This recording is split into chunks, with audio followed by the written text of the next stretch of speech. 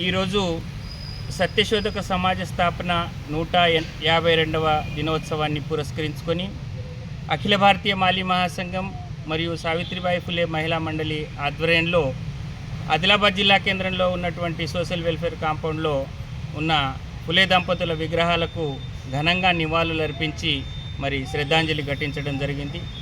మహాత్మా జ్యోతిరావు ఫులే దంపతులు 24 సెప్టెంబర్ 1873 సంవత్సరంలో సత్యశోధక సమాజాన్ని స్థాపించి మరి మూఢనమ్మకాలకు వ్యతిరేకంగా స్త్రీ విద్య కోసం, సంపూర్ణ అక్షరాస్యత కోసం, బడుగు బలహీన వర్గాల అభ్యున్నతి కోసం, మహిళా సాధికారత కోసం కృషి చేసినటువంటి గొప్ప పుణ్య దంపతులు వీరు. కాబట్టి మహాత్మా జ్యోతిబా ఫులే దంపతులకు భారతరత్న ప్రకటించాలని చెప్పేసి అఖిల భారతీయ మాలీ మహాసంఘంగా మేము ప్రభుత్వాలను కోరుతున్నాము.